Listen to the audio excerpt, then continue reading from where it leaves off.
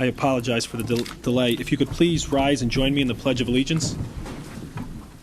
I pledge allegiance to the flag of the United States of America and to the republic for which it stands, one nation, under God, indivisible, with liberty and justice for all. Good evening, everyone. This is the regularly scheduled meeting of the Board of Estimate and Taxation for September 2010. The first item on our agenda is to open the public hearing for Community Development Block Grant Budget for 2011, which is the second increment of the new five-year consolidation plan.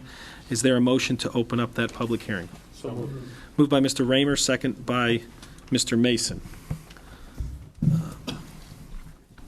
Is there anyone in the audience who wishes to speak during the public hearing portion regarding the Community Development Block Grant Budget for 2011? There should be copies to my right. Are there? Okay, just making sure.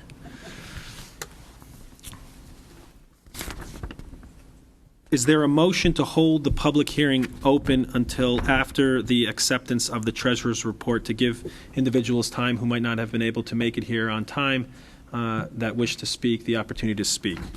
So moved, yes. Moved by Mr. Mason, second by Mr. Kelly. All those in favor signify by saying aye. Aye. Opposed? Abstention.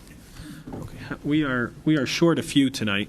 I know Mr. Simon and Mr. Pellegrino are not here.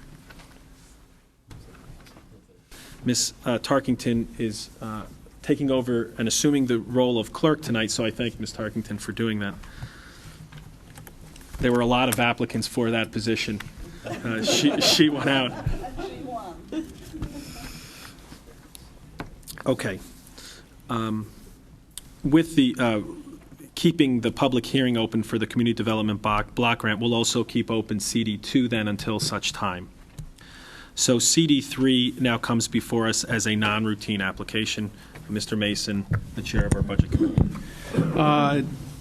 Item CD3, Community Development, $4,999. This is an additional appropriation for Family Center repairs at Warburg Center, and I so move that on behalf of the Budget Committee. Second. Moved by Mr. Mason, second by Ms. Tarkington. Discussion. Ms. Barton? I don't have any real objection to the amount, which is relatively minor in the larger scheme of things. My question, which I had posed when this item first came to us a while ago, is about the process by which someone belatedly discovers that whatever they have submitted to the CDBG committee isn't enough money to cover what actually needs to be done, and then they have to come back. As I said, this amount of money doesn't offend me, and I'm prepared to approve it, but I think there is a process issue that should be addressed by the CDBG people, and I can see Princess already rising to her feet to answer me.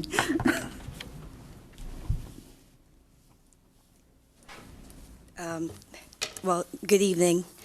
Good evening. Thank you. If you look at the 2011 annual plan, which is very repetitive to the 2009 action plan, and I mentioned the 2009 because this project was originally funded during 2009 program year.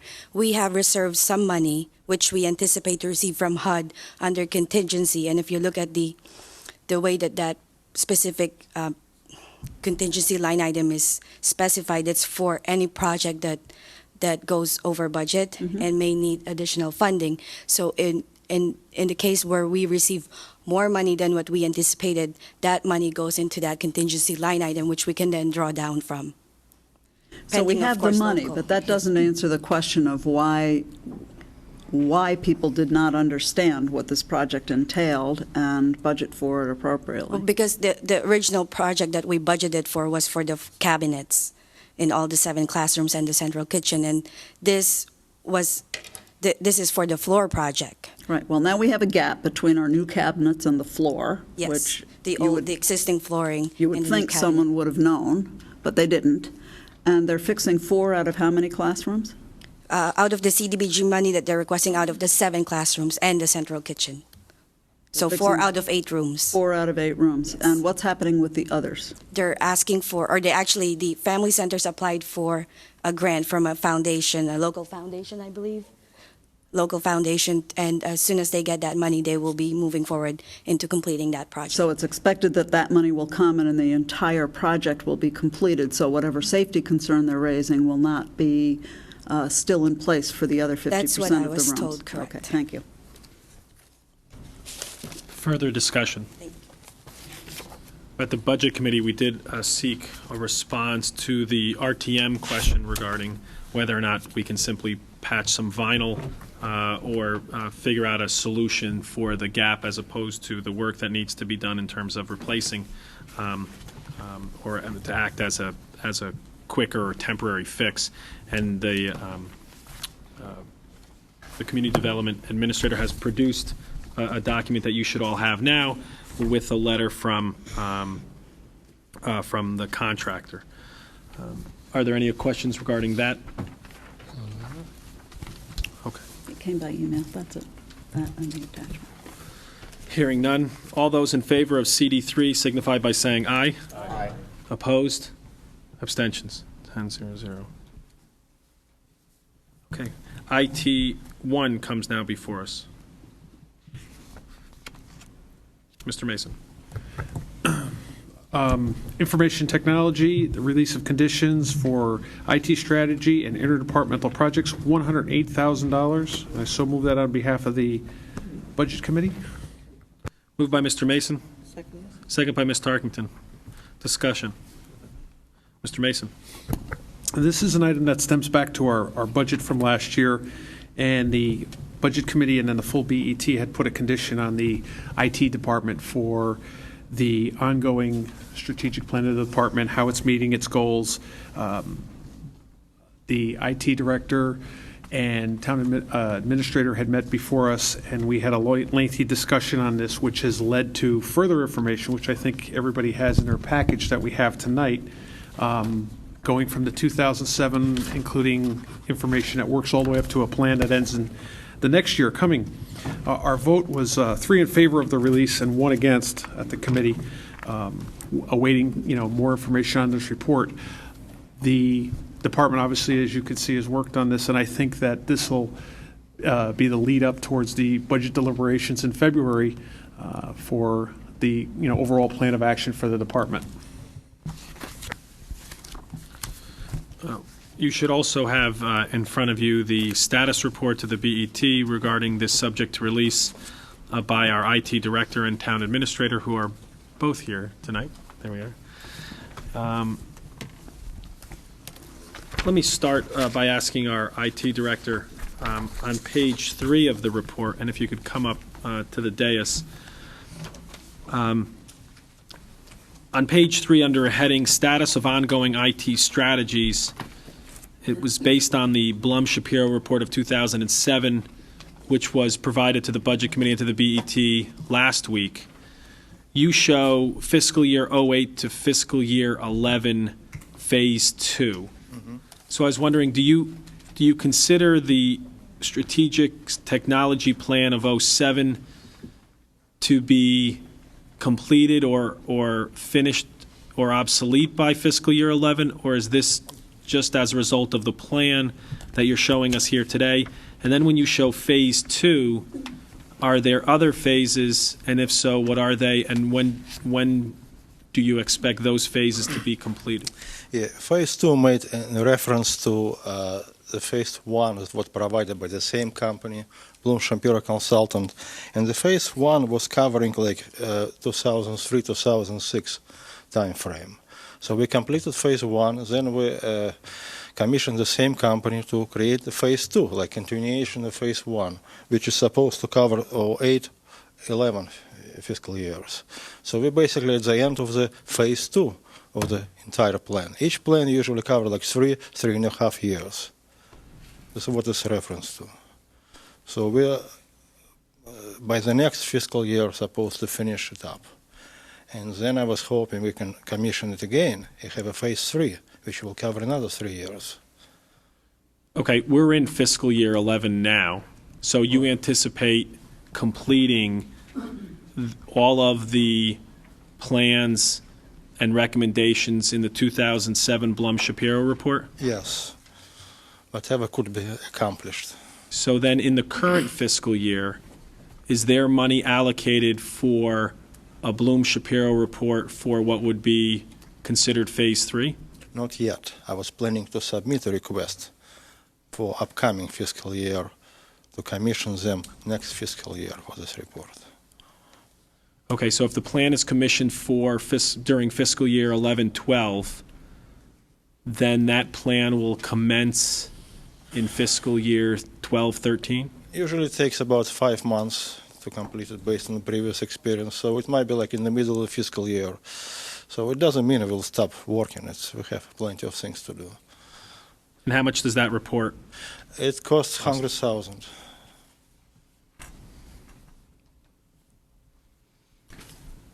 Further questions?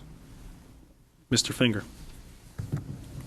So that I am clear on this, at the Budget Committee meeting, you gave us a copy of the Bloom-Shapiro, or a portion of the Bloom-Shapiro report that was dated some month in '07. Yes, it's a summary, executive summary Okay. of Phase 2. That was an executive summary of Phase 2? Yes. That was dated '07 and applies to years '08 through '11? It covers approximately 3 years. Going forward 3 Forward, years? yes. Okay.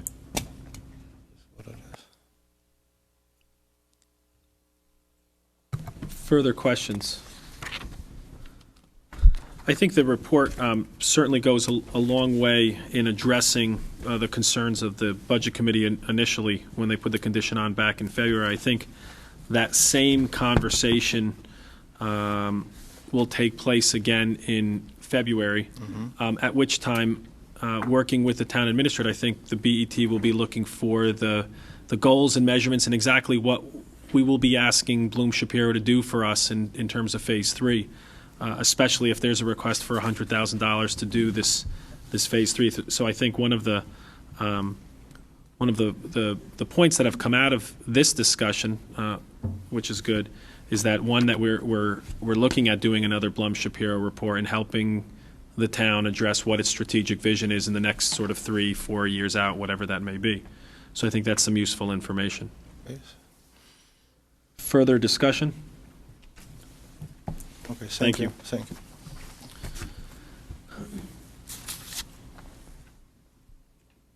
IT1 is now before us. Further discussion? All those in favor signify by saying aye. Aye. Opposed? Abstentions? 10-0-0. PL1 now comes before us. Mr. Mason. Mr. Campbell. Sorry, Mr. Campbell, the chair of our HR committee. PL1, Perot Library, a transfer into regular salaries. The blue sheet reads $62,108, but the amount that was approved by the HR committee, and I'm moving this on behalf of the HR committee, was for $40,000. So the item is for $40,000, and I'll explain further. I so move. Moved by Mr. Campbell, second by Mr. Mason. And I see that Mr. McCarthy is here on behalf of Perot. Thank you for coming. Mr. Campbell, discussion. PL1 is a proposed transfer, as I indicated, of $40,000 from the salary adjustment account to regular salaries for the purpose of filling the vacant position of youth services librarian. The $62,108 that's on the blue sheet, that represents the anticipated annual salary for this position. But as Mr. McCarthy told us, since it will take several months at the earliest to fill the position, the requested transfer for this fiscal year is for $40,000. The director of Perot Library, Kevin McCarthy, came before our HR committee at our meeting last Thursday and explained that the position has been on the table of organization since July of 2003, and it's been vacant since November of 2007, when the then incumbent, Kathy Krasnowitz, was promoted to Librarian 3, to the head of the Youth Services Department. In January of 2008, and I'm just going to trace the history of this for you, as Mr. McCarthy outlined for us. In January of 2008, the library began recruitment for the vacant position, but it remained unfilled due to the lack of a suitable candidate. In January 2009, Ms. Krasnowitz, as I think we all know, died in a tragic accident. leaving both the head of youth services and youth services library vacant, both positions. In March, just 2 months later, the town imposed a hiring freeze, but 2 months after that made an exception to allow Parat to fill the head of youth services position.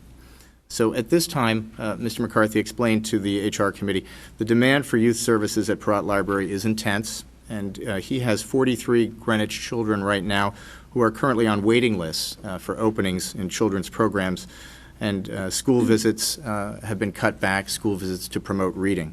The library is, of course, anxious to restore these services to the children and the families in the community. Mr. McCarthy indicated that if approved, it would take several months to find a suitable candidate, several months at a minimum, and so the savings of the vacant position would likely be extended into calendar year 2011. He also reported that he is reducing the head count of part-time positions at the library by 1 full-time equivalent, offsetting the additional expense of filling this now vacant position. The HR committee voted 4-0 to approve the requested transfer, which will allow the library then to open recruitment for the position. Further discussion?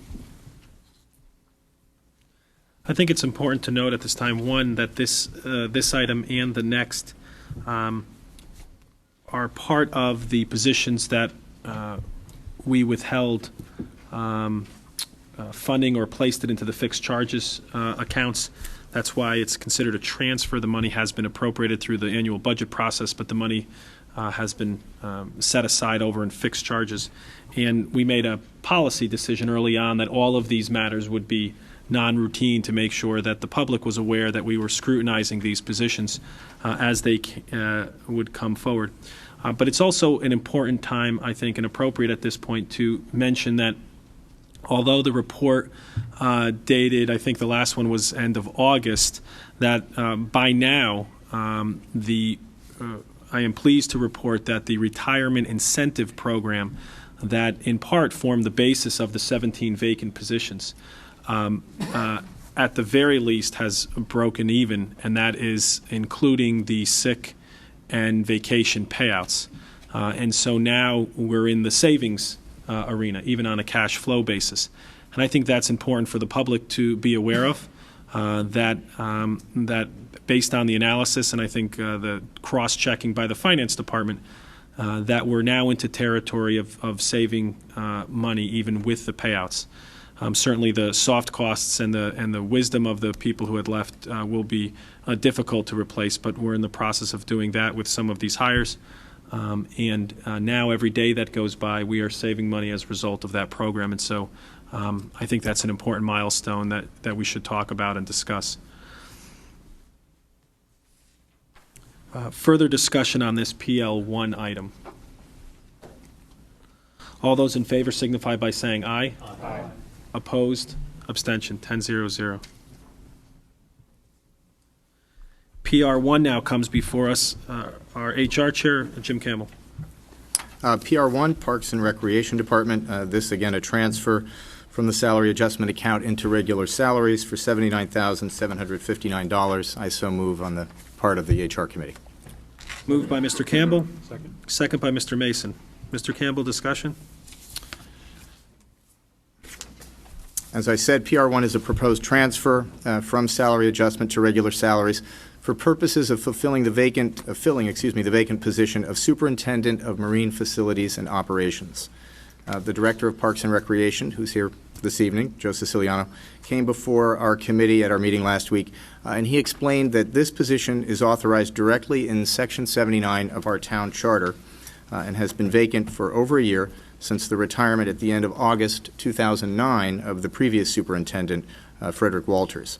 Mr. Siciliano explained that this is, as I noted, mandated by our charter, this position, and I'll read you in part what the charter says. There shall be, this is from Section 79, there shall be in the Department of Parks and Recreation a division of marine facilitations headed by a superintendent appointed by the director, end quote. Mr. Siciliano shared with the committee an organizational chart illustrating the supervision authority of the superintendent's position, which includes 17 staff members, not including part-time or seasonal employees. He emphasized to the committee that he has kept this position open for as long as practicable, given the need in his department for a superintendent to manage these operations. He also indicated that he has identified what he considers an outstanding external candidate for the position if funding is approved. A discussion ensued, and some committee members expressed an interest in pursuing the possibility of a further study of the Marine Division of the department with the goal of finding further efficiencies going forward. The committee voted 4-0 to approve the requested transfer to fill the vacant superintendent's position. Thank you. Further discussion on this item? Ms. Barton? I have a question. According to the organization chart that we've been given, the superintendent's position has 2 people reporting to him or her, who then supervise the rest. Do we need 3 supervisors for this division? For that, I'll call upon Joe Siciliano, the Director I asked that of with an open mind. I just don't know. Parks and Recreation. Good evening. The Marine Division has 2 supervisors under the superintendent. This was an effort that was done several years ago through the budgetary process to add this. Wasn't adding this position, it was actually giving up other positions to get this position. We downsized 2 dock masters. Originally 3 years ago, we had 4 dock masters and no boating coordinator. And so we downsized 2 positions, 2 dock masters, went to permanent part-time dock masters and temporary in order to get the supervision and oversight that we needed for the boating division. So the position that was added 3 years ago was the boating systems coordinator, and that was a 2-for-1 exchange at that time. Mr. Kelly? Mr. Siciliano, I have a couple observations, and so you could comment on them. Sure. I have, as I look at this org chart, I have at least 3 positions where the individuals are supervising 2 people. I have a facility foreman who apparently supervises 1 maintenance mechanic and 1 utility worker. Is that correct? That's correct. Okay, and then I have over in the boating systems coordinator, he's apparently supervising 2 dock masters, his assistant, administrative assistant, and then 6 seasonal people. Is that correct? That's correct. Okay. And then the superintendent, I understand the charter provision where we have to provide a superintendent, but now the superintendent, in my opinion, is overseeing 2 people, the boating systems coordinator, who supervises those 2 dock masters, and the 6 seasonal people, and he's overseeing the operations manager, who we're already charging with the responsibility of overseeing the other group. It just appears to me a lot of overseeing within this particular department. And if we do have to have a superintendent of marine facilities operations by charter, it appears that there's a lot of duplication of effort in here. I have, as I said, the facility foreman supervising 2 people, and then he's supervised by the operations manager, who's then supervised by the superintendent. And I think this is a department, probably one that I note that we're going to, in the guidelines, we're going to do a review of Parks and Rec table of organization. And I think this is the division of Parks and Recreation that's ripe for a review as to the supervision throughout the department, because it seems to be some redundancy, significant redundancy in this particular division. And when I look at the job description of the superintendent that you provided to us, it has the terms of managings, assures, enforces, but these are all things that these people underneath him are actually doing, other than it looks like the development of the division budget. Am I right on this, or am I? Well, I think you've taken it at a very cursory view. I mean, this is probably one of the largest internal divisions that we have where we get public participation. I mean, we're handling the entire beach program, all the temporary staff, all the full-time staff that goes with that. There seems to be, in this evaluation that you just quickly did, I mean, there seems to be a little 1-over-1 here, but 3 years ago, I had 6 more people in this division Okay. that we laid off. Okay. So obviously, in order to get some type of efficient supervision over the staff that we have left, the managers are really going to have to step in and step up to the plate, and that's what's happened. That's what happened here, in the sense that 3 years ago, we had 6 more people in this division. And so we're relying a lot more, even though the job descriptions are kind of full of all of the responsibilities, we're really relying on these top people to manage the whole program. Let me step back, because you gave me the opening. We've reduced by head count of 6 in this particular division. What have we lost? What have we lost? We've lost maintenance capabilities. We're Have there down. been budget implications? Excuse me? Have there been budget implications? For example, are you outsourcing work that was normally done in-house? Yes, we are outsourcing some of it. We're just trying to become more efficient and push more to the operations managers and the division superintendent. We're doing these folks are really the line people that run the daily operation and are there for the program activities, and we run all of these programs run 7 days a week, 6 or 7 months out of the year. Well, when you're saying these people are the line people, you're not talking about the superintendent. You're talking about the other people underneath them, right? I'm talking about the superintendent and including myself. Okay. It just goes by saying that you do what you have to do to make the programs work. And, a lot of times these folks are the operations manager.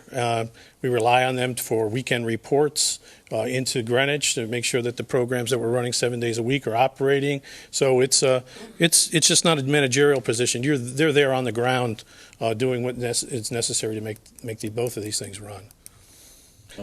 I'll defer to one of my other people. Well, Good evening. A couple questions for you. This department does $1.9 million in capital spending in the current year? That's correct, and I added that in the narrative, I think, yeah. Okay, question for you. This job description is completely revised from the previous job description that was when the position was held by the last director? Yes, the last job description was 1984, and this is 2010 update. And how many HR committee meetings did you come to talk to about this position, that this was one on your plate that you were working on revising for the future? Well, this has been in the conversation line for 12 months since we knew that Mr. Walters was retiring. Okay. So I'm going to agree with Mr. Campbell. I think that this is just a step in a plan of revising marine facility and the organization, the operation of the department. Parks and Recreation over the last few years has looked deep. I mean, we gave 18 positions, and I'm not, it's just the way it is, and we accept that. So we're constantly looking at places where we can. And sometimes positions become available that aren't in the right place. We can't, by attrition, it's difficult without laying off a body in some other position. So we will continue to do this. I mean, my commitment as the director is to continue to look at places where we can have efficiencies, look at a better management structure, and obviously that would be, I'm assuming that's going to be required both at the budgetary presentation in February and by the first selectman as we move forward. No, my point being, if I may, is just I think that, and this I think came up in the HR committee. I mean, our questions began with what is the level of services for the department?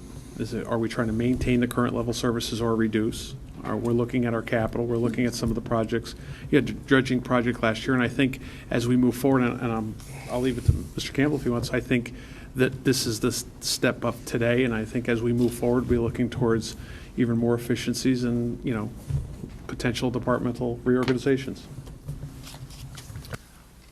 I think that's right, and I think in the discussion with Mr. Siciliano at the HR committee, he expressed a willingness to look at this with a degree of flexibility going forward and a desire to have a new superintendent come in and to look at the Marine Division and to work with him in looking at this structure and any further efficiencies that they can find. I think it was the desire of our HR committee that they do that and that we see if we can find some further efficiencies. But we understood that he's waited a year and kept this position open for that period of time in an effort both to save the town money and to I guess further show that Parks and Rec is doing all it can to try to contribute to fiscal solutions today. I appreciate that, and you have my commitment. We'll keep looking. Mr. Creary? Good evening. I've been working with Joe on a number of things in Parks and Recreation for well over the last 2.5 years. I think the prime areas where we have potential savings are still in the tree division and also in the parks division. The marinas, our waterborne assets are primarily the main issue there is a management issue. And ideally, or hopefully, the new gentleman that's being considered for this position will address many of those issues. As Audit Committee knows, there's a number of things in the marinas that we'd like to get improved, and we're hopeful that with this new leadership that we'll be able to accomplish that. We certainly will, during budget time this year, take a look at reorganization, other modifications in the marina area. But in terms of money, I can tell you the money is really in the tree division and in parks. That's where we can save some money that'll be noticeable on our budget. We're continuing to work on those areas. And the biggest holdup is not an internal issue, something that we do not want to move forward on. These are issues of labor relations that we're working with Alcava to resolve. And it'll take time. As we get in our negotiations with the Teamsters, with some of the other groups, we're looking for the proper language so that we can make the changes that we think will best serve our residents and also make the Parks and Recreation Department work better into the future. Mr. Kelly?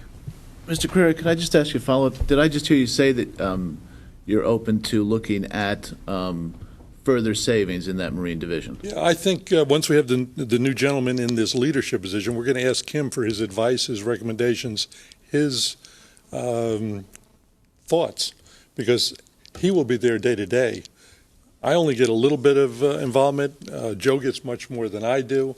We've had the advantage or benefit of some of the other comments, but there's clearly some improvements that should be made in that department. But I think most of them are a management issue, not really we knock off the staff person. It's not a financial thing, it's a management issue. My comments were really having to do with the redundancy of the management that appeared to me. Now, granted, when Mr. Siciliano called me on it, that was a cursory review of a table of organization that I'm looking at. But what I wanted to know is that the administration is open to looking at that come budget time. Guaranteed, we're looking at everything. Okay. There's nothing that's sacrosanct. All right. Mr. Mason already said he was going to, right? Didn't he indicate that? He did. I think That's- what I've heard from this conversation is clearly this will be a topic for February before the Budget Committee.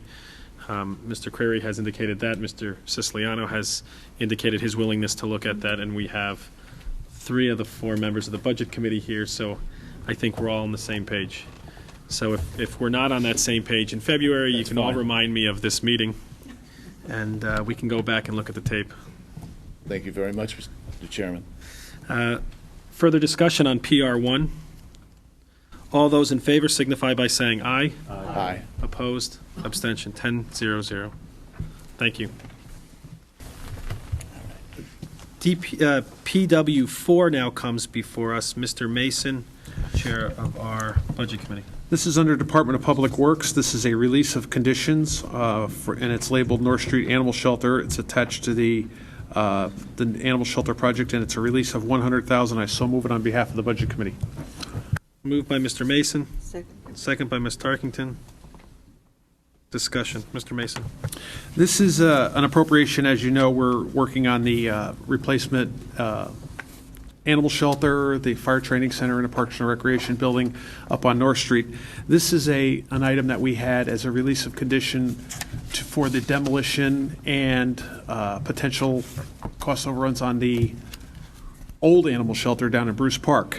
This $100,000, Al Manelli came to us before our meeting, and he's asking for the release of this. He's targeting about $40,000 of this towards the demolition and cleanup of the old animal shelter, although there are some questions about what we'll find, but he's using $40,000 as a placeholder number for that.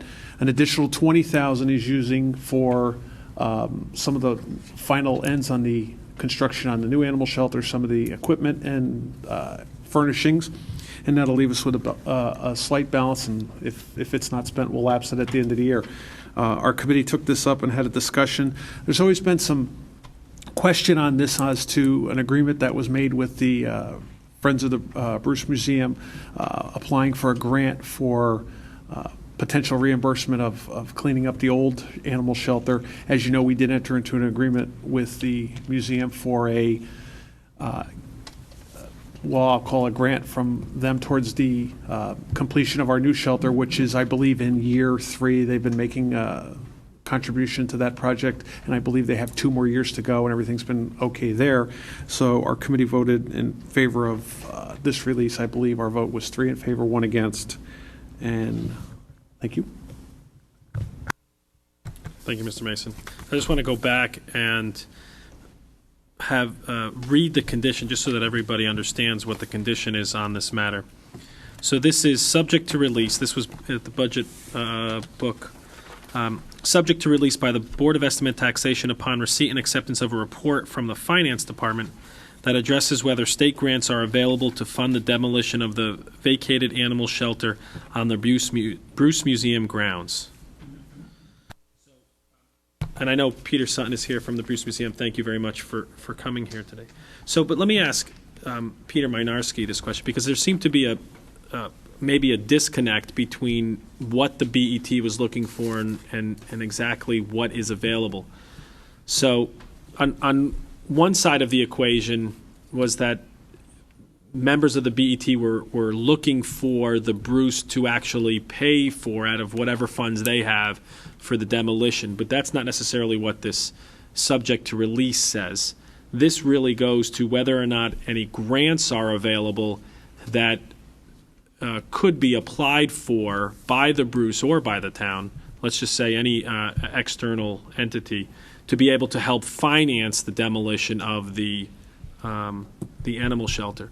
So do you know of any grants that are available to either the town or the Bruce that could be applied for as reimbursement grants? Okay, after the February deliberations, the release was set up among other releases, and I was given the charge to research 2 specific areas. The first one was Mr. Simon had asked me to contact Representative Livy Florin, not knowing if the name of a specific grant, but if there was one out there. And I did contact her, and she did respond through email that she was not aware of any other grants other than this one specific grant with the Connecticut Commission on Culture and Tourism for $750,000. She knew of that. And I contacted Gregory Hollop, the Director of Finance at the Bruce Museum, and he also confirmed that there was one grant out there for $750,000. Again, the Connecticut Commission on Culture and Tourism. And this was for renovations of the Bruce Museum. It was issued in October 31st of 08, but subsequent to that date, I guess there was fundraisings that didn't occur and the project didn't go forward. Embedded within that was the understanding, and maybe this is where the disconnect came, that the part of the construction costs that were to be reimbursed included demolition costs. So at some point between then and February of this year, there was a reason to suspect that there was $100,000 of the $750,000 available. And I specifically searched them 2 areas and didn't go beyond that.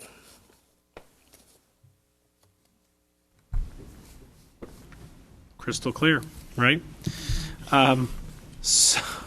So maybe this is more for Peter. Did the Bruce actually receive any of the monies from the $750,000 grant? We received any, but we did because the town was wise enough to sign a contract with the state that we actually postponed it for 2 years, so we may be able to get it in 2 years' time, but we haven't received any money from the state. We did receive some HUD money, which we in turn passed on to the renovations of the Innis Arden Cottage, and we would always be glad to apply for monies that we think we can get. For example, Kresge gives money for building museums. We're going to do that, but no, we've never received any money from the state. Ms. Tarkington. May I ask Mr. Mynarski a question? Sure. Mr. Mynarski, did you say that the grant that you're aware of is a reimbursement grant, so therefore,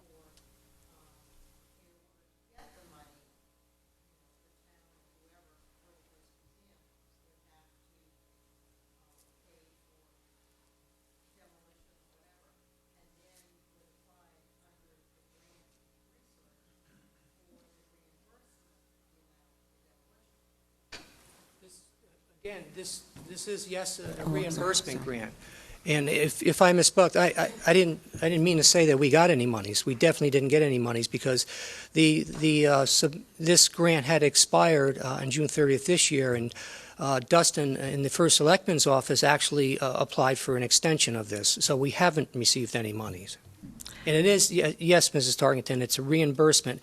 Either the town or the Bruce Museum would have to spend the money before they get reimbursed. and from what I understood from what you said, it would have to be the Bruce Museum that would actually apply for this reimbursement for what was the demolition cost. I think, what we need to clarify here is that while the BET appropriated this full amount when it gave its approval back in March, it was for the demolition of the vacated animal shelter on the Bruce Museum grounds, which, as we all know, hasn't been vacated yet because the other animal shelter is not yet complete. But I thought that I had requested at Thursday's meeting that this paperwork be updated and clarified, because the blue sheet does say $100,000 demolition of old shelter, and the old shelter, of course, is on the Bruce Museum grounds, whereas the additional costs that Mr. Manelli wants to use a portion of this are really for costs at the new facility on the North Street. So really, I think there's a couple of things here. The money for the demolition, which appears to be something $40,000 or under, reimbursement, and the second is to clarify the blue sheet to show that some of these funds will actually be used for the new construction site. Further discussion, Mr. Finger. If I may direct this to Roland, maybe you have the answer. Thinking back to our budget committee deliberations when we set this subject to release and selected the amount of $100,000, as I think about it further, I'm not sure whether the $100,000 was meant to equate to the actual amount necessary to demolish the shelter, or was just a selected number to hold back subject to the conditions in the release. It was for the demolition. It was specific Original applications for $325,000. for the demolition. For the additional amount needed to finish the North Street animal shelter. And then the issue of the demolition cost came up, and it was just a nice round number that increased 325 to 425. Okay, thank you. Further discussion, Ms. Tarkington. As I also remember the discussion, there was some discussion that in addition to demolition, the Bruce might want to be altering that space, maybe for parking spaces or something that wasn't yet in the plans. And therefore, the number was larger than what perhaps the demolition cost would be at 20 to 40,000 or wherever the numbers were. And it provided some flexibility for the Bruce to determine, which then they were planned to be reimbursed by grant. But again, that's memory. Further discussion, Ms. Barton. I have a question. What is the status of the construction of the new animal shelter? Alman knows the answer to that best, but as I Miss- understand it, it's coming to completion. Luckily, we have Ms. Siebert here, Commissioner of Public Works. It's coming to a conclusion. I can't give you the exact details, but I know that it's both the Parks and Rec facility up there and the animal shelter are in their phases of getting outfitted for completion. I think, Joe, is there anything else? I think that's pretty much where we are. So we're furnishing everything and trying to wrap up all the last details. So we would be able to move whatever animals exist at the existing shelter to a new shelter sometime soon. If we can get this released, we Whatever can get that this is. all wrapped up and get the old one And so you're demolished, get the folding new ones the up there. the two projects together in a $100,000 request. Correct. Is that basically it? Yep. Thank you. Further discussion? All those in favor signify by saying aye. Aye. Opposed? Abstentions? 10-0-0. Thank you. SE4 now comes before us. Mr. Mason? SC4 is a request for an additional appropriation from the Office of the First Selectman for $288,550 for the Western Greenwich Civic Center emergency generator, and that's moved on behalf of the Budget Committee. Moved by Mr. Mason. Second. Second by Ms. Tarkington. Thank you. Discussion, Mr. Mason. The Western Greenwich Civic Center was one of our facilities that, when we did the renovation through the Lowenstein grant, was not equipped with a generator. However, in the past, it has been used for HUD. It has been used for Red Cross during some of our weather events. The First Selectman had applied for, through one of our resolutions, a grant which would cover the equipment to install a adequate-sized generator to meet the emergency code requirements as far as fuel storage, the amount of fuel on hand for the generator. The dilemma shows up that I believe in his discussion with us, he had a response back within a month authorizing that if the town applied for this, we would have an answer. The answer is that we do. However, it comes with a deadline. The deadline is, I believe, November 15th, and I'm sure either our emergency coordinator, Mr. Warzo, or our First Selectman, Mr. Tessie, might comment on that. The issue before us, the generator is about $175,000. The rest of the expenses are for the fuel tank and the installation. The town has a slight obligation here in the fact that if we do not get the generator in time, we could lose out on receiving the grant, and then we would be on the hook for the whole appropriation of $280,000. And there was a detailed package that was sent out with the Budget Committee documentation talking about the load and what the facility would be able to, accommodate with the generator. We understand the conditions and the extreme time restraints on this. I believe we have till November 15th, and then because it's an additional appropriation, it has to go before the RTM. Our vote still was 4-0 in favor of this item, trying to move it off to this group and then obviously the RTM. Thank you. Further discussion. Mr. Raymer. It's more a curiosity question. I wonder if Mr. Warzower could tell us where elsewhere in town we presently have emergency shelters and which of those are supported by generators. As a related question, I'm curious whether or not our town hall facilities are supported by generators. The sheltering capabilities of the town of Greenwich are quite diverse, and there are no generators at any shelters presently. The properties are a combination of properties, private, municipal, Board of Ed properties. Our main shelter is designed as the Eastern Middle School. There's an accommodation at that site for connections for a generator so we could bring a portable unit and hook up there. But the methodology that was approved back in the 90s is not something we would be doing today under National Electrical Code.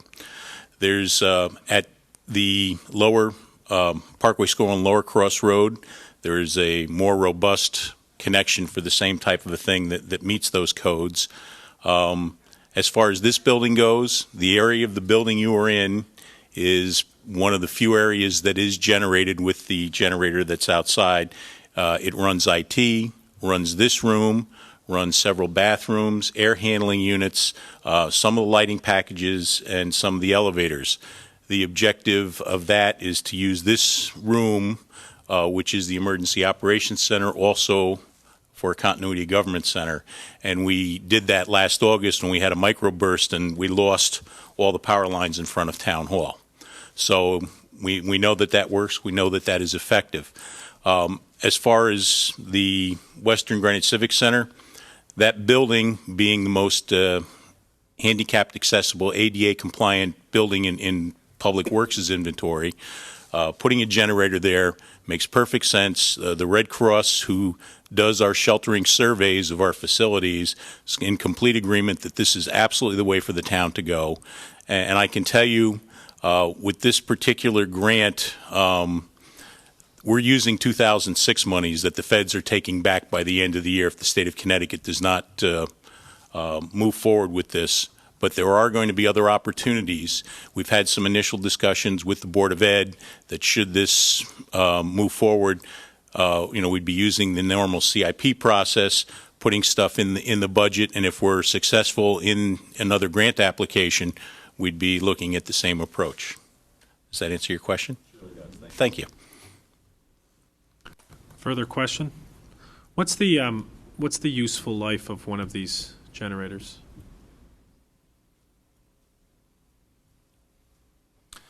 Useful life for this type of unit is going to be between 20 and 25 years with proper maintenance. We have units currently in public works inventory that are in that same time range at pump stations, and with the sound attenuations, the weather enclosures, proper maintenance, proper exercise in the units, 25 years is probably the end of a life cycle. So if you're looking at budgeting down the road, it'll be quite some time.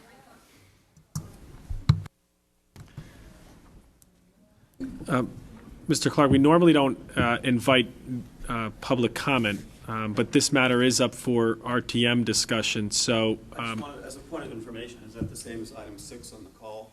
I don't have my call directly in front of me, but I believe it is. Do you have a question? That goes to Mr. Mason's point about we'll get it done by November. Yeah, I think from the... Is that your question? I don't want to cut you off. Okay. I think from this body standpoint, we would be appropriating the total amount, we would be on the hook for the total amount, and whether or not the funding comes in, obviously that's the impetus for requesting the money, but the money would be appropriated and it would be the full amount that the taxpayers would be liable for, and if the reimbursement comes in, it'll get credited to the capital non-recurring account and help offset the cost. If it doesn't, it doesn't. Then again, just my confusion, why would the RTM even be bothering to vote on this if the BET appropriates the money? It's a new appropriation. It's above $5,000. It's like any other appropriation. It's a standalone. It wasn't in the budget, and it's as if this if you take out the grant, then it's the First Selectman's Office and DPW is coming forward with the request. If we approve it, it moves on to you. If we don't approve it, then you're right. Then why would it come to you? But we'll know the vote in a few minutes here. So then one final point of information. So the call be amended if you were to approve it, to say that it's been approved by the BET when it comes to the floor Monday night? We intend to make it known to even the committees tonight so that they have that as part of their deliberations. Further discussion.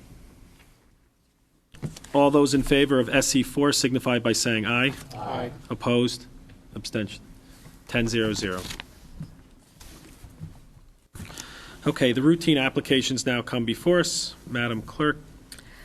Yes, we have PW5 for the Department of Public Works, release of conditions for town hall space utilization of $75,000. And I so move it. Moved by Ms. Tarkington, second by Mr. Mason. Discussion. All those in favor signify by saying aye. Aye. Opposed? Abstention. Okay. That concludes that portion of our budget, of our meeting. Item 3 now comes before us. Assessor's report. Here tonight, our Town Assessor, Ted Gortney, and Assistant Town Assessor, Bob Shipman. Thank you for coming. Good evening, Mr. Chairman and members of the board.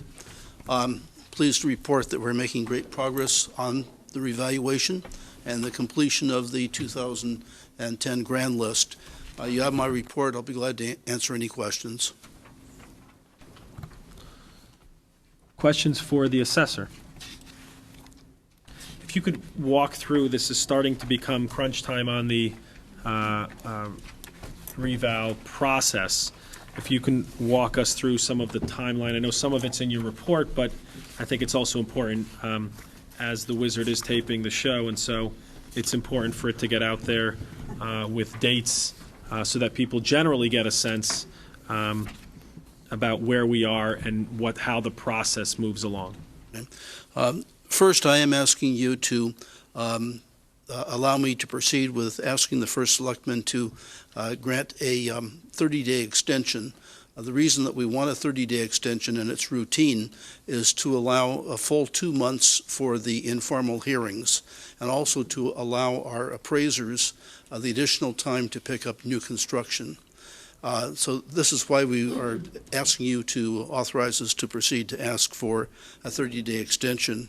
In terms of the timing, we'll be completing all of the work on our grand list for the year by the 1st of November.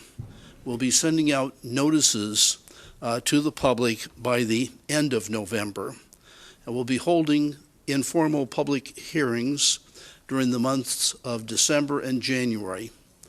The BAA, Board of Assessment Appeals, will then be meeting in the month of April, and the deadline for filing appeals to the Board of Assessment Appeals will be the 20th of March. So that's kind of the timeline that we have for completing everything. At the point we're at right now, we're doing review work, and we're looking for any possible corrections that need to be made. We're following what's happening in terms of sales in the market so that we can reflect where the market is as of October 1st of this year. One further question then, Ms. Tarkington. So there were two issues that I know the special project team were working with you on, and those two issues were, one, many of us, or if not all of us, had received a commentary on the prior revaluations relative to higher priced homes versus lower priced homes, and as those sales moved out from the reval, how there was a split or a greater differential in the valuation price versus the sales price. And the second issue dealt with potential discrepancies between one side of a street and another side of the street, where the street was the dividing line between the various neighborhoods that are created within the models in the assessor's office. Without drilling down into the great detail of those two issues, have you been able to meet with a special project team on those two issues, and are you coming to some resolution relative to those two issues?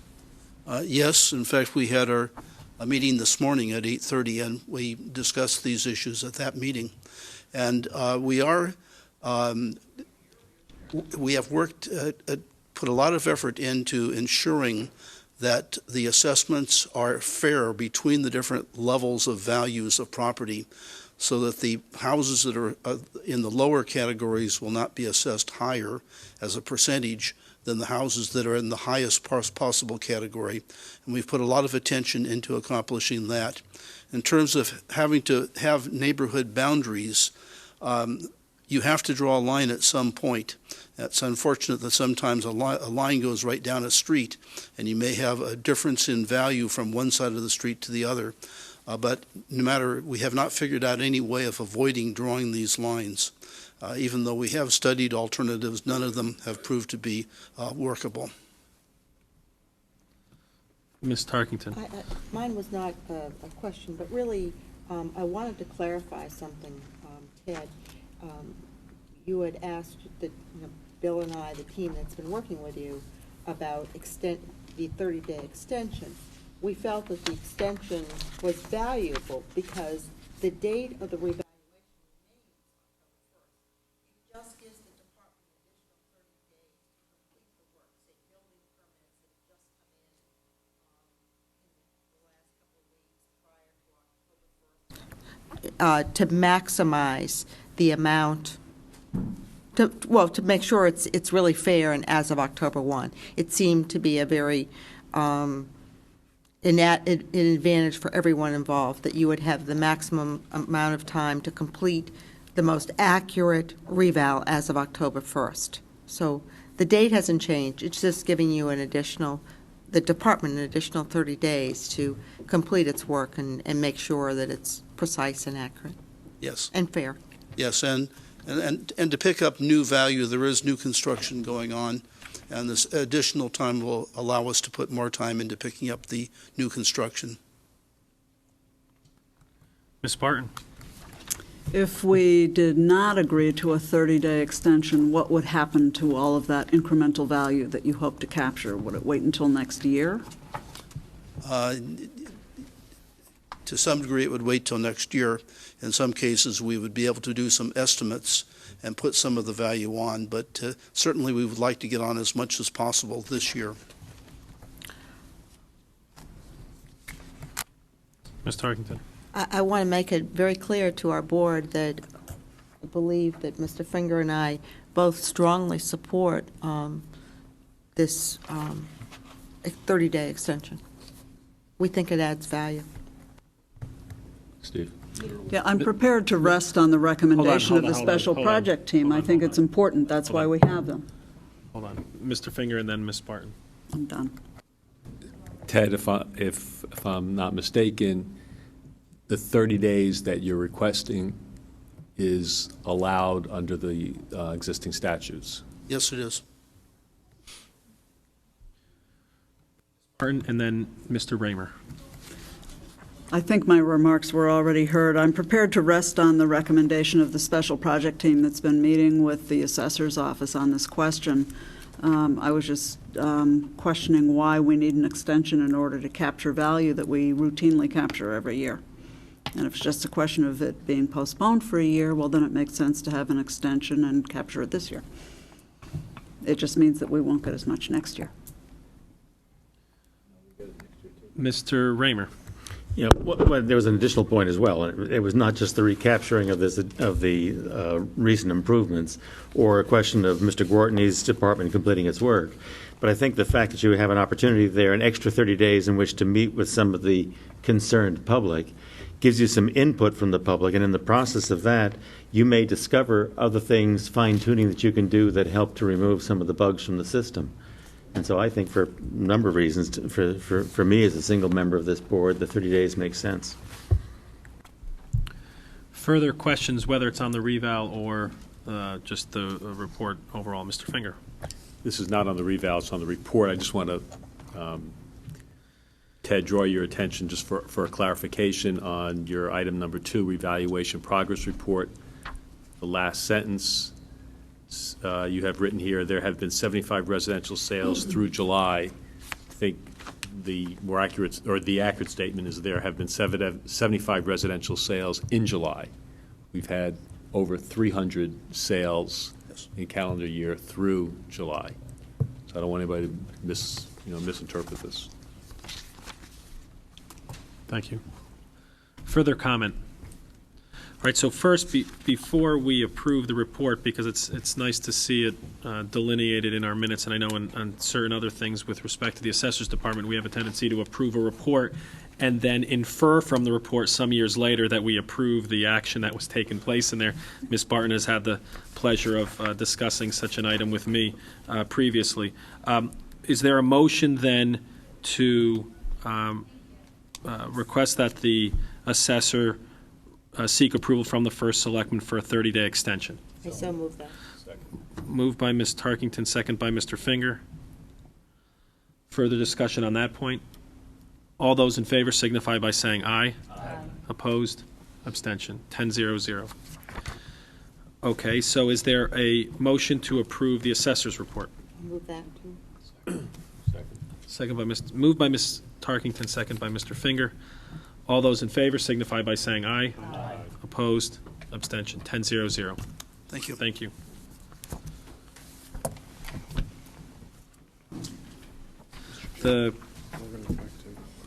After the treasurer's report. Oh, okay. The comptroller's report now comes before us. Our comptroller, Peter Mynarski. Good evening, Mr. Chairman, BET members. I'd like to call your attention to the tax collection review analysis I handed out. Everybody should have a copy. It's usually attached to the controller's report, but because of vacation in the tax collector's office, I couldn't get it finished until today.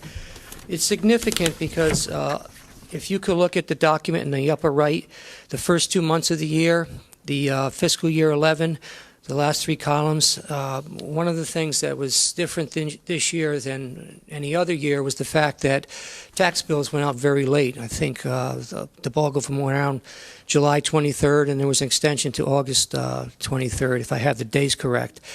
The significance of the report is that you look at the cumulative percent collected, it's 51.88.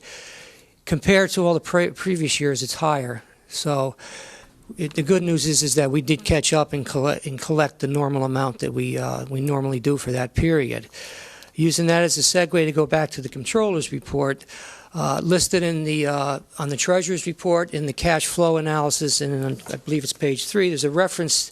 The cash balance at August 31st is $130 million.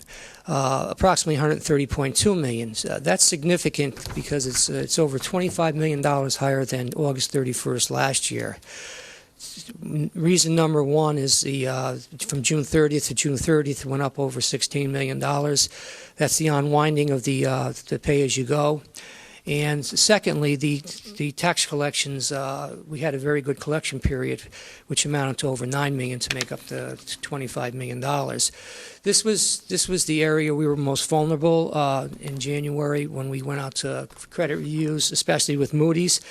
They not only look at the fund balance, they look at the cash balance. And without looking at it, if you recall, over the last 3 years, the cash balance was declining to a low point of 2 years ago of $12 million. So we're going upwards now, and it's a very good sign, and it takes the pressure off of the credit review in January. Having said that, one other thing is I've had the pleasure of working with Mr. Pellegrino and Mr. Finger this summer on the Policies and Procedures Manual, consolidated. And I don't know if you noticed, the Controller's report is on a new place in the agenda. Usually follows as the officers and other reports, and that's the first major change or the outcome of the Policy and Procedures team. Other than that, I'll take any questions on the Controller's report. Mr. Norton. I don't have a question, but I do have a comment. And based upon the tax collections of the first 2 months of the year, and there are 5 years that are shown here, fiscal 2011 is actually 47 basis points better than any of the 4 other years that are indicated here. So that even though our tax bills were substantially late, we have still received a substantial amount of money greater than we have in the other 4 years. Further comment or question, Mr. Finger? I'd also point out that had we been focusing on this in an August meeting, which we didn't have, our collections in the month of July of 11, if you look at the chart, were roughly 50% of what we had collected in the previous 4 years. So clearly the difficulty we had with the tax bills this year, while we have caught up, it would seem to indicate that there probably was a revenue loss in just the interest that we were not able to collect because our July collections were, again, roughly 50% of what they had been in the previous 4 years.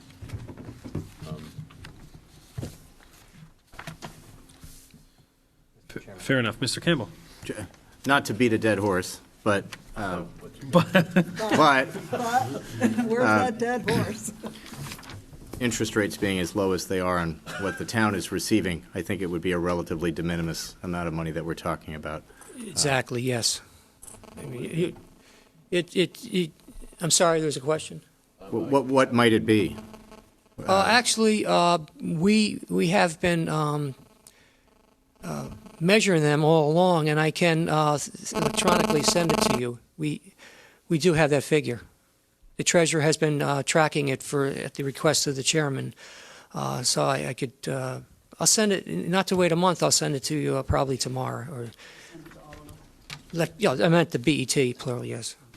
So what the question is, what would 60 million deposited earn in 1 month? Because that appears to be the difference.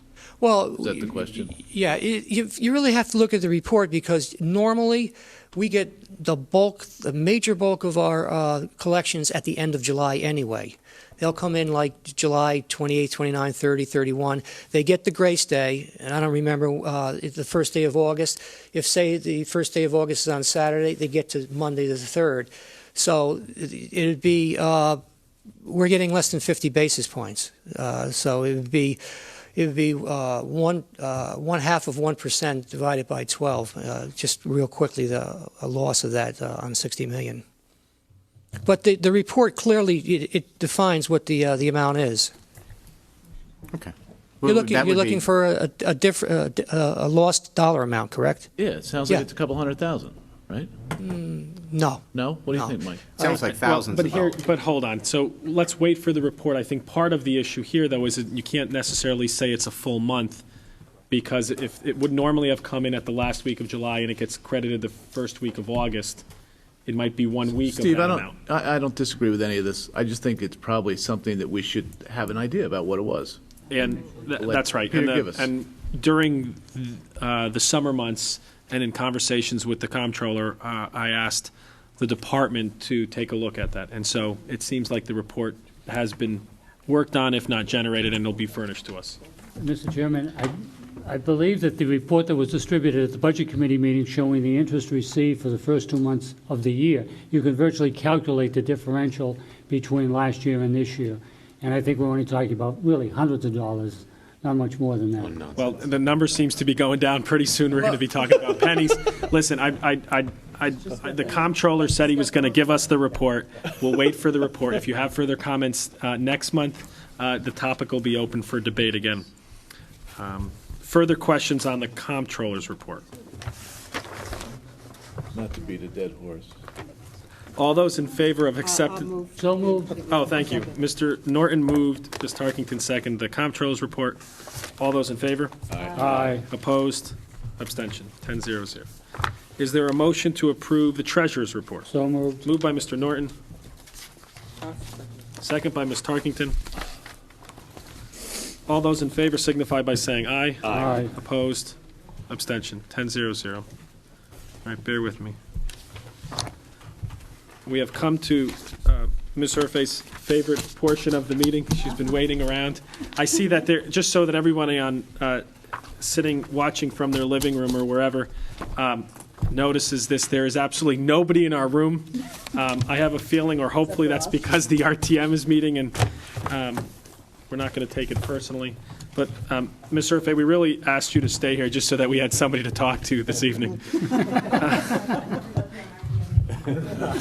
Okay. So with that, I just want to clarify something with the Finance Department. There's also the resolution. Do we have to take the resolution up as a separate item as well?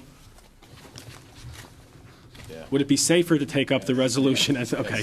So before us, see, Mr. Crumick was the parliamentarian and was able to keep me on line on these types of things.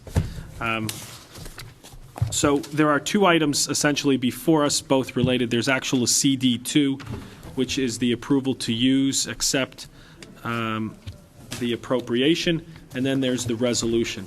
So first, is there a motion to close the public hearing? So moved. Moved by Mr. Finger, second by Mr. Mason. All those in favor signify by saying aye. Aye. Opposed, abstention, that's 10-0-0. So first, I believe before us, right, at 7:48, is the resolution first. Is there a motion to approve the resolution? Moved by Mr. Mason. Second by Ms. Tarkington. Discussion? Ms. Barton? I have a question. Princess, I'm assuming that the $4,999 that we approved earlier is not part of this resolution because it comes from prior funds. Is that correct? Thank you. Further discussion? All those in favor of the resolution signify by saying aye. Aye. Opposed? Abstention?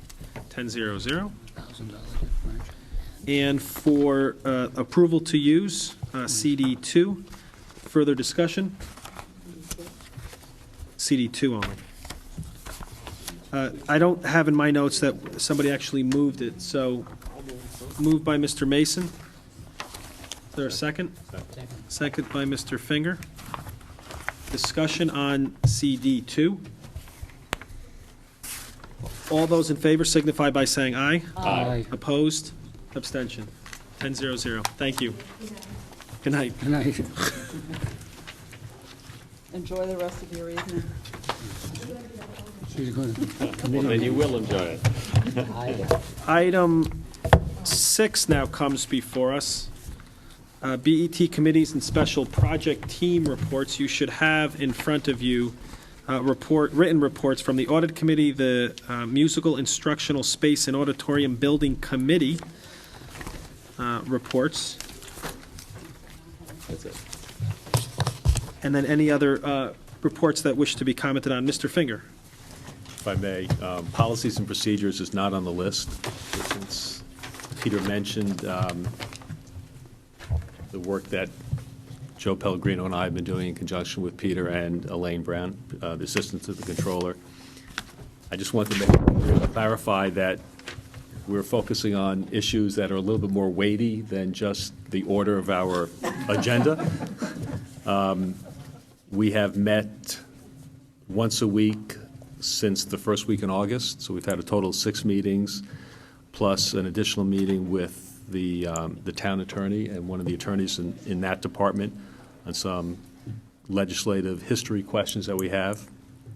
We are literally going through the old policies and procedure manual that was done in 2003. We're going through it word by word, literally word by word, line by line. And I've learned that people say, why policies and procedures? And I say, when the chairman asks, you say yes. I may rethink that next time.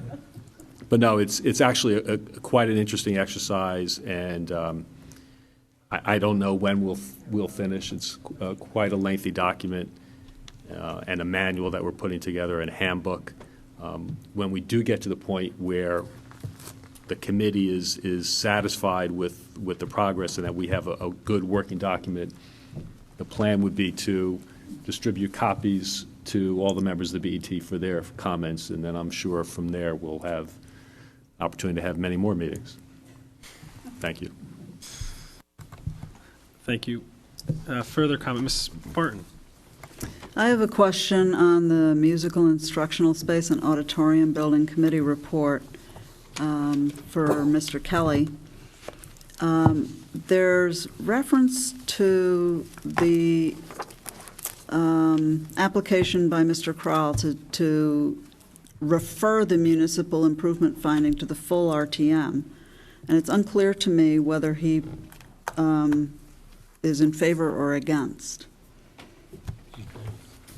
I was told at the meeting that he has voiced his support for the program, but he objects to the municipal improvement being granted now because he is not in favor of some of the decisions that have been made with respect to the building committee. That's secondhand. I've never spoken to the man about it. He's never appeared at a building committee meeting, so I don't know his position. And then my next question was it? No, it was in a something on Nathaniel Witherall that I read somewhere. I could respond to that as well Yeah. if you wanted me to. No. Well, I don't even have whatever it was I was thinking about, so I'll just pass on that. Thank you, Bill. My pleasure. Further questions or comments? Just to follow up on what the comptroller had indicated, you will see a revised format for the agenda next time, dealing specifically with our committees and special project team reports. You'll see some correspondence after this meeting, well in advance of next month's meeting regarding that. Not major changes, but relative to our agenda, there'll be some changes. Further conversation or discussion regarding any of the committees or special project team reports? Okay, officers report. Just to keep you apprised as to what has been going on since our last meeting. Obviously, the number one issue before us are the budget guidelines that the Budget Committee presented at its meeting last week. The Budget Committee will be taking those items up again October 12th. I believe any comments are to be in by September 24th, if I recall correctly. And I suspect, and this is once again more for the people listening to this, that most of the discussion would probably occur, or a good amount of it, if there is such a discussion, at the October 12th Budget Committee meeting, which is also televised. And hopefully by then there's a consensus, or historically there's been a consensus at that meeting relative to the guidelines. If that history is an indication of what will happen in the future, then I suspect most of the discussion will happen there. If not, then it'll spill over to our regular scheduled meeting in October. But if anybody in the public has a question or a comment regarding our guidelines, which should be on the web, are they there yet? I didn't check today, but Not that I know of, no. can we make sure that a set of guidelines gets put on the web? Then those comments should be directed either to Mr. Mason or to the Finance Department, and that way we can address any concerns that someone might have. They should reflect that they're proposed guidelines, right, on the web? Proposed guidelines, Right. absolutely. Okay. Draft, big Draft. letters, Okay. red. I liked it. Good. So the guidelines have been reduced by a couple of pages. Hopefully, that's a more streamlined process, and we can talk about how this moves forward. As I've indicated at the budget meeting, Mr. Simon was worn out this year from drafting him for, I think, the 10th year that he had to leave us for tonight. But in all seriousness, we need a better process than Mr. Simon taking a first go at the guidelines. So I think that's something that we need to talk about in the month of October. Mr. Raymer and I are meeting, putting on a little show for the League of Women Voters on September 21st at 7 p.m. at the Coscob Library. Thank you. I was going to say the Cole Auditorium, but I know that wasn't right. So if you wish to hear what Mr. Raymer and I have to say about the BET, please join us. I've had a meeting with the First Selectman and DPW regarding stormwater and their projects. We have a special projects team for that that I'm not sure is appropriately within that special project team, but might be more conducive to simply under the Budget Committee, but we can talk about that, trying to make sure that we fulfill the promises made to the constituents, which is to make sure that if in fact there is the need for an alternative funding mechanism for these projects, that we will take that up well in advance of the budget process. So I intend to be meeting with Ms. Barton and Mr. Campbell, who were a part of the special project team involved in that issue, in the near future to discuss that. And lastly, we have the town of Greenwich. I see that it's here, so I'll give it a little input here. Our Town of Greenwich Hurricane Preparedness Program is September 23rd at 7 p.m. in the Cole Auditorium, featuring WABC TV meteorologist Bill Evans. Learn how to prepare for a major hurricane strike in our area, hear how the town prepares to respond, and ask the experts question and answer session. I believe also there will be the Connecticut Emergency Management Homeland Security Commissioner there. And one final piece I have that I have not copied. It's not in electronic form, but if anybody who wishes to review it, from CCM, they sent a candidate bulletin, although I'm not running for office, the state budget crisis and towns and cities. Did anybody else receive this? I did. Okay. I am running for office. Fair enough. Let me just highlight the very end of this, and it says that Connecticut is facing a state budget crisis of unprecedented proportions. The reasons for the problem are many, and forging political agreement on solutions will be difficult. Here are cold, hard facts staring Connecticut in the face. A structural deficit of almost $4 billion in each of the next 3 fiscal years. A still struggling economy translating to weak tax and revenue receipts. This use of one-time revenue sources to balance state budgets in recent fiscal years, creating a gap in revenue starting in 2012. And then it goes on and on. It's here for you, but certainly I think it highlighted the fact that, one, clearly Greenwich is in a much better position. But I think also we need to continue to look at what revenue we do receive from the state, that we should not necessarily believe that we are going to be able to continue to rely on such funding. And it also shows that with good financial management, such as in the town of Greenwich, we're not in such a position. So I commend you all for the work that we've done over the years relative to our own budget. And with that, I have nothing further, so if there are comments, Ms. Barton? I did read that report when I got it, and one of the points of the CCM is that it's very important that the state, in addressing its budget issues, not penalize the cities and towns of the state of Connecticut that rely on state support. And it's going to be important for all of us to pay attention as the budget process goes forward at the state level to ensure that we continue to receive the revenues that we expect to receive from the state.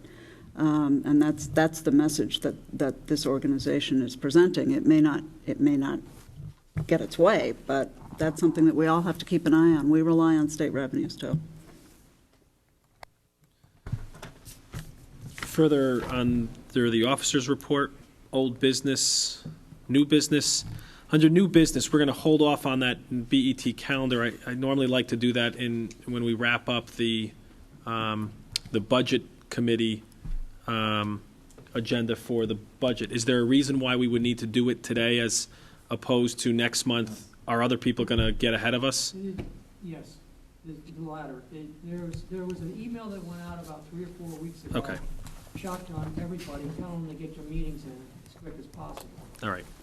That's the only. So I would ask this motion be modified, subject to further revisions at the discretion of the chair. There are always a few issues relative to the budget committee and lining up the RTM. So if I could have that. I move we approve the schedule. No, we need to change something, right? There was a holiday? Actually, In April. Elaine booked the rooms, but if you're going to change them, she can change them later. Wait, so, okay, so she booked them for I us. didn't know that. Perfect. All right, so we're going to hold off. We'll get the budget committee agenda squared away.